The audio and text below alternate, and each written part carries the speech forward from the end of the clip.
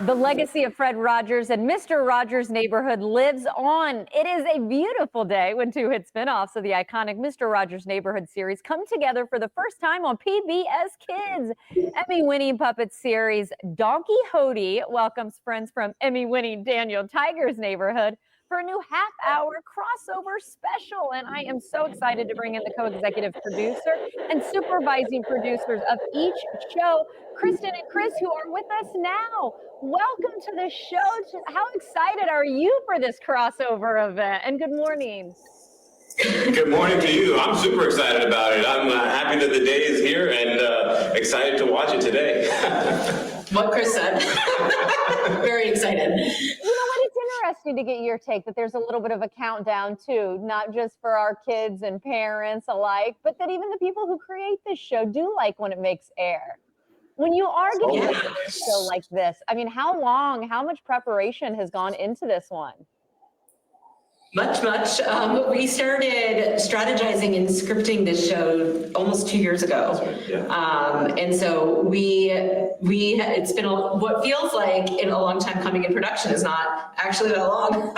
But since the beginning, when we started working on it, we knew this was going to be something really special. So to work from scripting into building the puppets, into shooting it and getting it ready to air, it's just been a really exciting time. And we're just honored and excited that young fans of both series are finally going to get a chance to see it today. Very much so. And so many people on both the Daniel Tiger's Neighborhood team and the Donkey Hodie team have put so much care and love and time and thought into this. And we hope that comes across on the screen and viewers at home enjoy it as much as we do.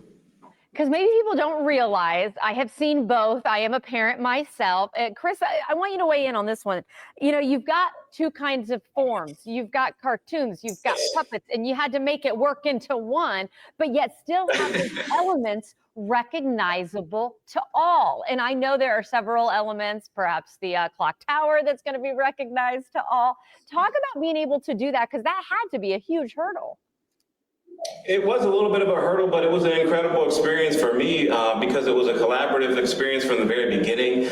Kristen and the team at Spiffy Pictures in Chicago, who produces Daniel Tiger's Neighborhood, involved me and the Daniel Tiger's Neighborhood team at every stage of the process, all the way from the puppet design and scripting through the end product. And I've spent a lot of time, like as you said, with this little tiger, Daniel. I've been working on the show since 2012 when it premiered. And he's been in animation. So to see him come into the real world in a real physical space was very special for me. Like I said, I was sent fabric samples and fur samples and was able to weigh in. And even at one point I said, Daniel's hair looks a little shaggy. And the puppet designer said, don't worry, we'll give him a little trim. And then they did. And I think the puppet looks great. And all through that process, I was giving my input, but I also had to be sure to work with Kristen and team to make sure that Daniel looked, as you said, like he belongs in this world of someplace else in Donkey Hodie.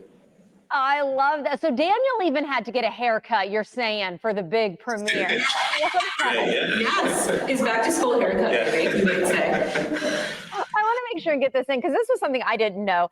Someplace else, which of course is where, Donkey Hodie lives, Daniel's visiting. I didn't realize Someplace Else was kind of already in Mr. Rogers' Neighborhood, Fred Rogers' take that's where the trolley actually goes. I mean, that's kind of a little nod. I feel like there's definitely nods to Fred Rogers throughout, isn't there? Oh, yes, for sure. And that was built into Donkey Hodie from the beginning. There's the neighborhood of make-believe. And back in Mr. Rogers' Neighborhood, the original Donkey Hodie was told by King Friday to go build a windmill someplace else.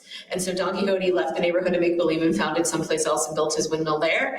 The original Donkey's now our Grampy Hodie, and our Donkey, his granddaughter, now lives in that windmill.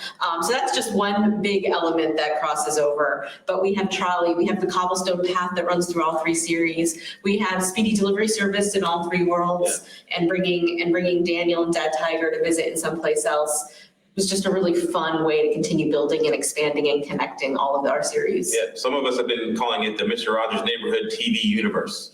Or the MRN TVU, if you will. I love that. Well, you know what? It's kind of a crazy time these days. And I just want to say that I appreciate what both of you do.